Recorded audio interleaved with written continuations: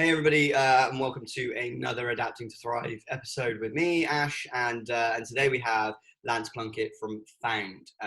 Found is a platform that helps you find things simply, and I'll let him explain a little bit more about how it does that, and specifically how they're looking to do that throughout and after the Corona crisis. So welcome, Lance. Thanks for joining us. I'd love to hear a little bit more about you and the business, and give us a brief bit of background if you can. Hi there, Ash. Thanks very much for having me on your little show today. So Found technically is an insurtech, and we started as a lost property solution. So we provide tech for businesses to help manage lost property. So places like the police, Transport for London and airports who have thousands of items that cost them loads of money to manage that. So we created an app and a platform using AI that helps speed up the process of managing it and getting rid of the lost property either to charity or disposal. And then we also launched a public bit of the business. So getting lost property back to the public is a pain in the bum, as most people have experienced. It takes a long time. It's not clear where to contact. They're terrible forms, UX, the user experience and everything's terrible. So we have created a very simple app which you can report lost property. The businesses report they found something and it connects the loser and the finder. That's a very simple explanation of how it works. But we're very much focused on our ethos is creating the community that protects. And we're working with cafes, restaurants, nightclubs, everywhere that has lost property, libraries, schools. And those venues display our branding either via a sticker in their window or a poster on the back of the toilet door or on the side of a bus. And soon the public will know that Found is the solution for lost property, and it's very much, as I said, a community solution. So we have a great way of getting a brand out there and a brand associated with protecting valuables, which leads into us offering insurance for people's valuables. I think it's brilliant. It's such an overlooked challenge that people deal with every day, day in, day out, in the workplace, at home. You know, the amount of times I've left something in the back of an Uber or left an umbrella on a table in a cafe, wondered how to get it back, and you know, you're just never really sure, and you end up spending loads of time on phone calls, sometimes getting nowhere, or sending a message to Uber support and having them have no idea where it is either. So the fact that you're addressing this challenge, which, you know, on an individual basis may be seemingly small, but on a mass basis is probably worth quite a lot of money to everybody in total, is brilliant. Give us a bit of an update as the size of the company and the stage that you're at. Curious, just so that we've got that for context as we move forwards into the next question. Yeah, so we've been going for 2 years. I run very much a lean operation. And really that 2 years has been spent building the technology, testing it with various partners. We're a small team. There's 4 operational people from BD, marketing, sort of sales, and then we had 3, we contracted 3 full-time techies. So we had a team of 7. We're now, that's changed recently. But we've been through a couple of various seed rounds. Business has always upped its valuation each one, which means great. And we're preparing for our Series A for August, but we've obviously put that back. Sure. So that's going to be my first question, really, is around like any changes that have happened to the business since the crisis hit.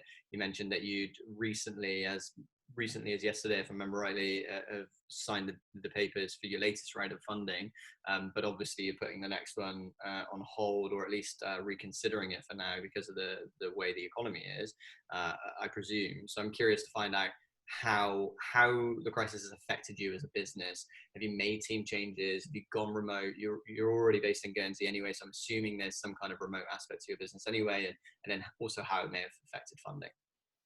Yeah, so we very sadly have let some people go, and that was a horrible thing to do, and really upset me personally.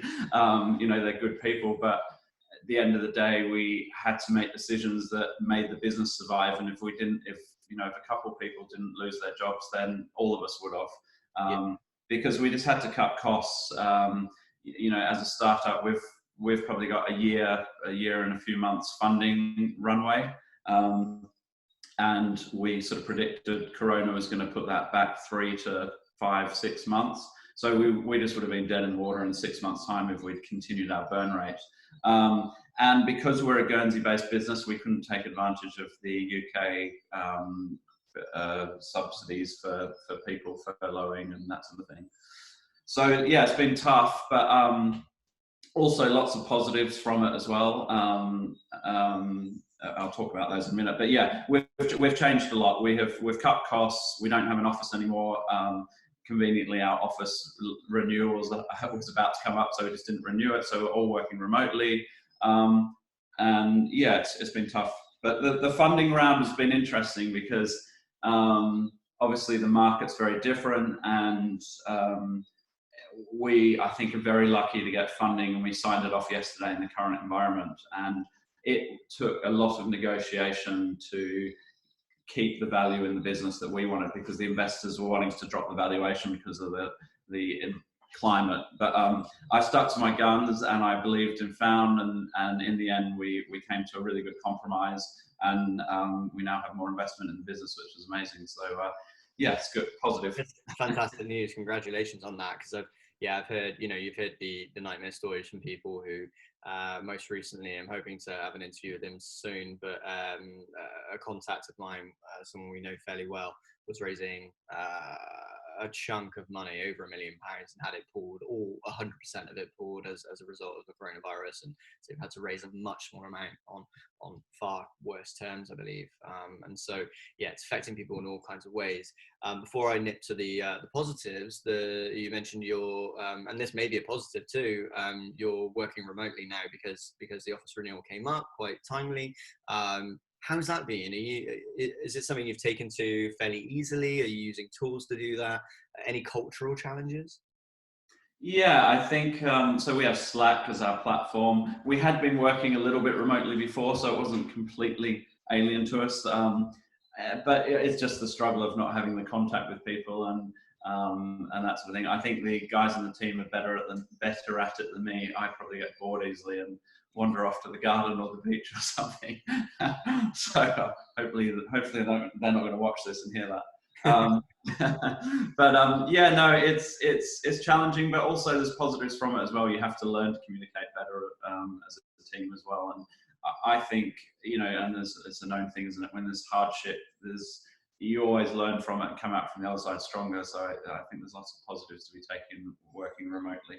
Yeah, I think the reality that we found is that we've always practiced within reason an output only working culture where you've got your jobs, as long as you get them done, it doesn't matter when or how they're done, and it rewards efficiency. If you get them done in 4 hours when we expected them to take 8, then that's great. You should be able to have that anyway. One of my friends who works in a corporate high street bank, he mentioned that it was crazy he's working from home now because his normal job is taking him 4 hours, and he can, watch TV, play the PlayStation, as a result of that. And he was so shocked at how he was able to do that and felt really rebellious. And I said, that's actually how we work on a day in, day out basis, and actually how they should probably reward you anyway. What are you doing for the other 4 hours? Just twiddling your thumbs? You should be paid for that.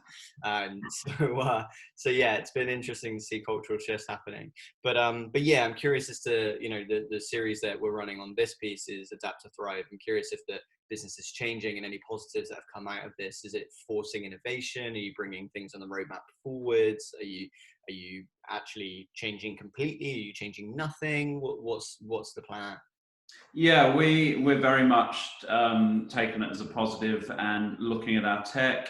We're changing a lot of our tech. We're spending more time thinking about what actually businesses want from our tech, whereas before we probably assumed a lot and we engaged with them, but we've really sat down and taken that into a micro level of how we can do this better. So that's been really, really great, because we've had a month and probably another month or two to really think about what we're delivering and the quality of it. So yeah, we've focused on the tech a lot, and corporate relationships as well.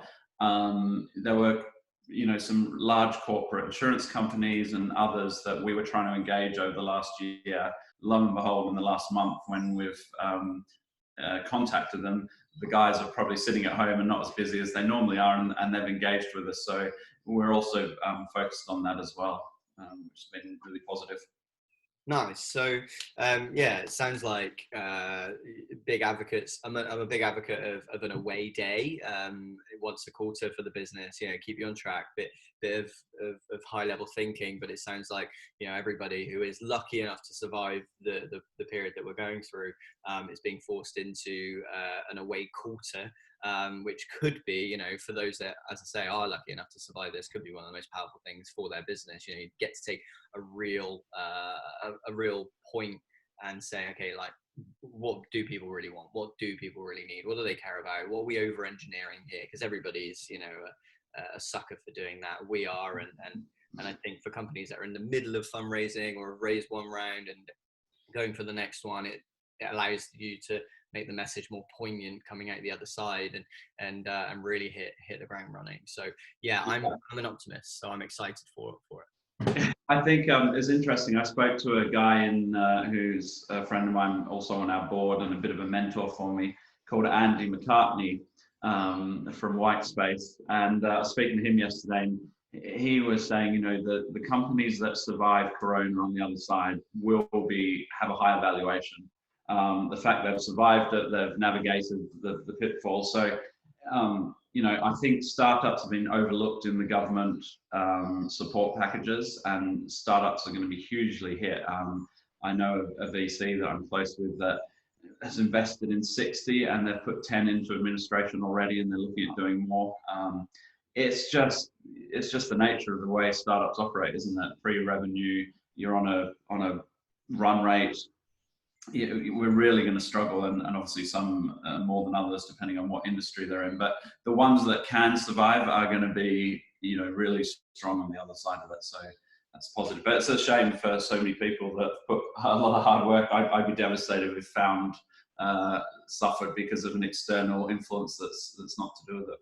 But yeah, I think I also think that investors need to be fair to startups. You know, when I was negotiating with these guys recently, I said to them, this is, you know, you've got to be fair as well.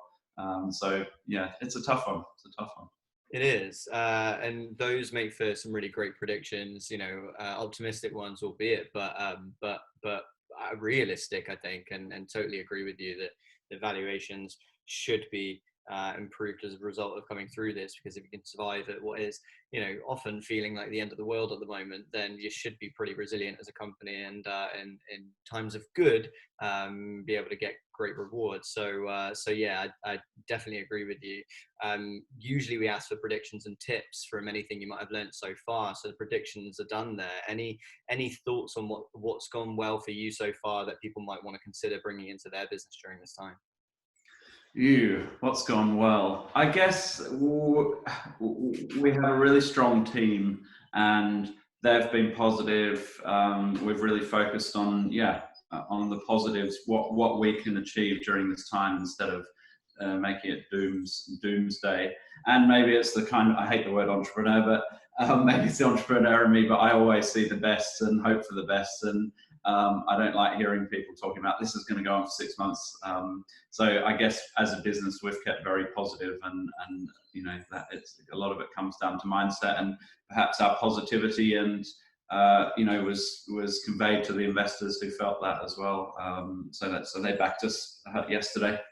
Nice. So I think, yeah, it's I think the first thing that I saw when this all hit was the Bear Grylls meme: improvise, adapt, overcome. And I don't think that's ever been more true. You know, entrepreneurs do that for a career, and it's our job to do that now more than ever. So it'll be the real test of the best CEOs, I think. And yeah, it sounds like you're doing all the right things there. But look, I don't want to take too much of your time. You've got a great company to build, and you know, after landing your fundraise yesterday, I'm sure you've probably got some investors to go and impress. So I've got to go to the beach, actually, Ash. Enjoy. You're getting the weather for it. This is. I was saying yesterday that it's going to be annoying having all of this on top of the fact that, you know, undoubtedly we'll have again the hottest summer of all time, and I'm just glad that I've got a tiny balcony to sit out on for a little bit. It's a, you know, very first world problem only having But yeah, enjoy the beach. I'm sure Guernsey's lovely at this time of year. It is. So Very thanks, much. thanks for joining us. And yeah, and where can people find Cloud and online and find you if they have any further questions? So me, well, you can look at our website, which is www.Found.cloud. And if anyone wants to get in touch with me, I'm on LinkedIn on Lance Plunket. Great, perfect. We'll add some details in the description so you can do that even more easily. But thanks again for joining us. Thanks for being part of the community. And we'll catch up with you again soon to find out how things are going. But thanks again, Lance. Cheers. Thanks, Ash. Bye.